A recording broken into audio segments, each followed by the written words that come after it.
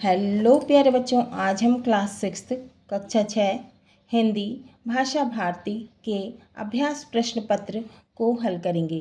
सभी प्रश्न हल कीजिए। प्रश्न 1, सही विकल्प चुनकर लिखिए। का पृथ्वी पर रहने वाले जीव कहलाते हैं? उत्तर है थलचर।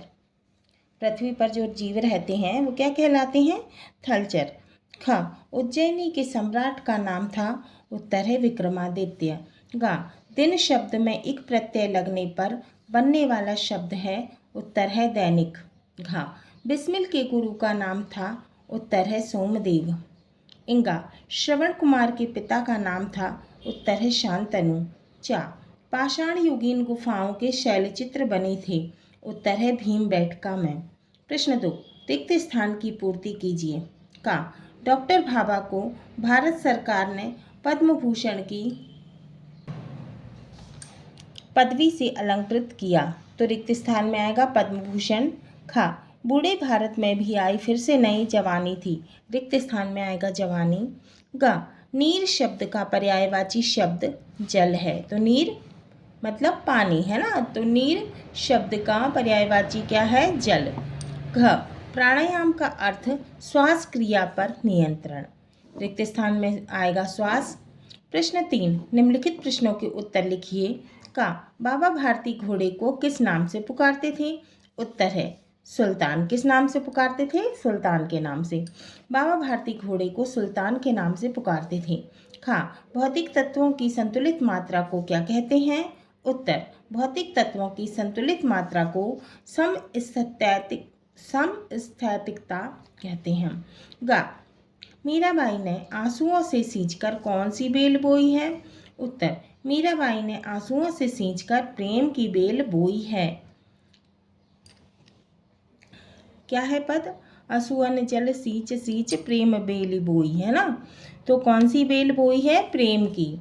घा वीर शिवाजी की गाथाएं किसे याद थी? उत्तर वीर शिवाजी की गाथाएं लक्ष्मीबाई को याद थी। इंगा बिस्मिल ने अंतिम समय में अपनी माँ से क्या वर मांगा? उत्तर बिस्मिल ने अंतिम समय में अपनी माँ से यह वर मांगा कि हे जन्मदात्री माने जन्म देने वाली माँ, वर दो माने वरदान दो, अंतिम समय में भी मेरा हृदय किसी प्रकार विचलित ना हो।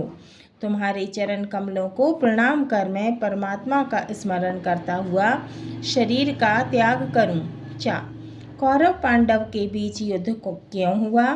उत्तर कौरव पांडवों के बीच युद्ध राज्य प्राप्ति के लिए हुआ। छा मुँह की खाना मुहावरे का अर्थ लिखिए। उत्तर मुँह की खाना मुहावरे का अर्थ परास्त होना या बुरी तरह से हार जाना। परास्त माने हारना, है ना। जा शिवाजी ने जिस वीर बालक को अपनी सेना में लिया था उसका नाम क्या था? उत्तर शिवाजी ने जिस वीर बालक को अपनी सेना में लिया था उसका नाम मालोजी राव था। क्या नाम था? मालोजी राव।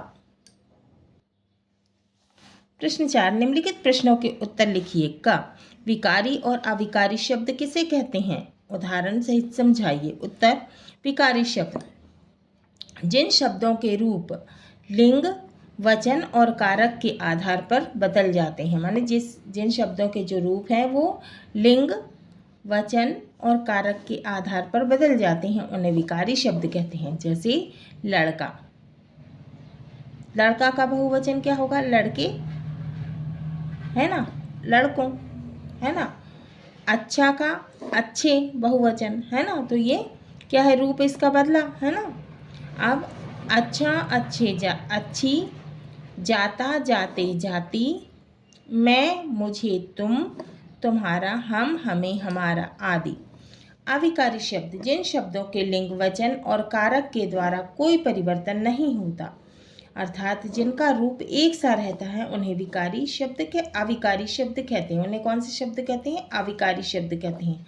जैसे यहाँ, वहाँ, प्रतिदिन।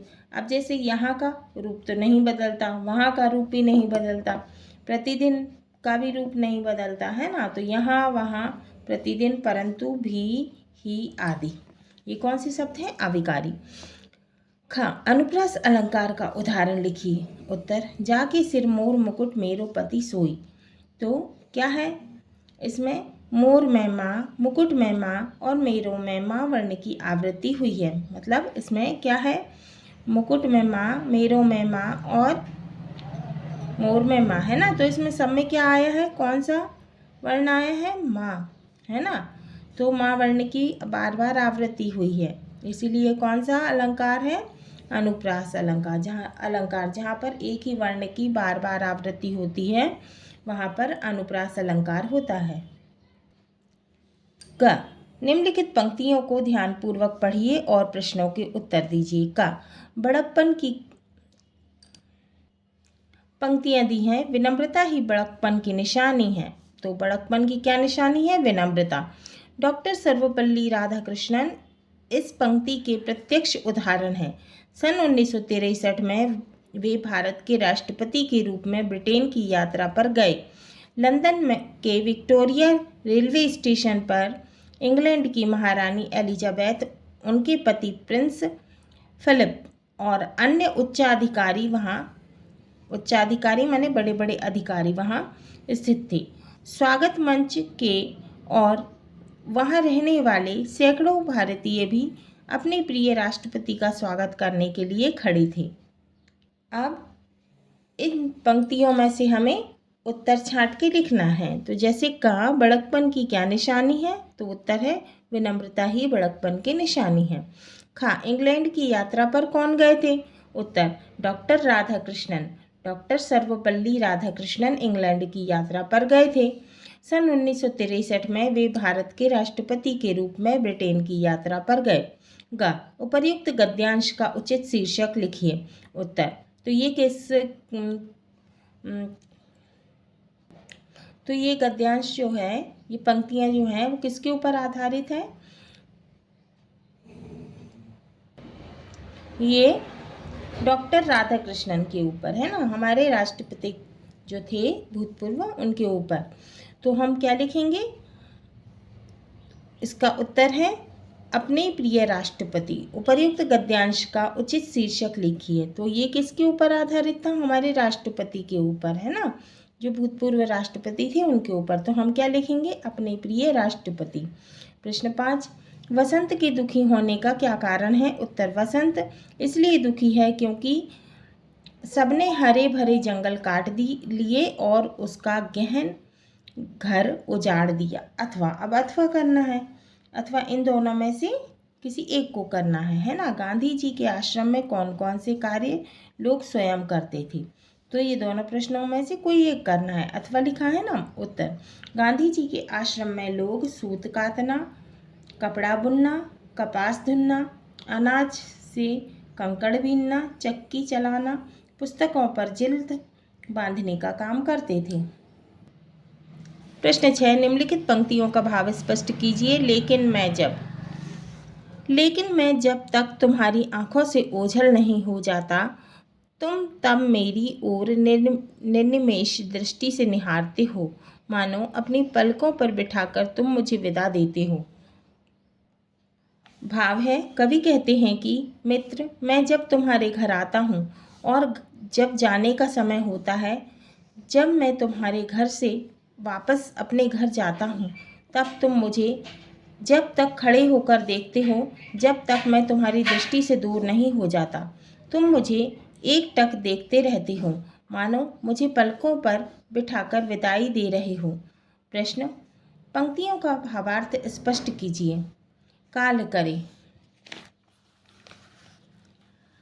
करे सो आज करे सो अब, पल में परिलय होएगी बहुरी करेगो कब। काल करे डैश डैश करेगो कब।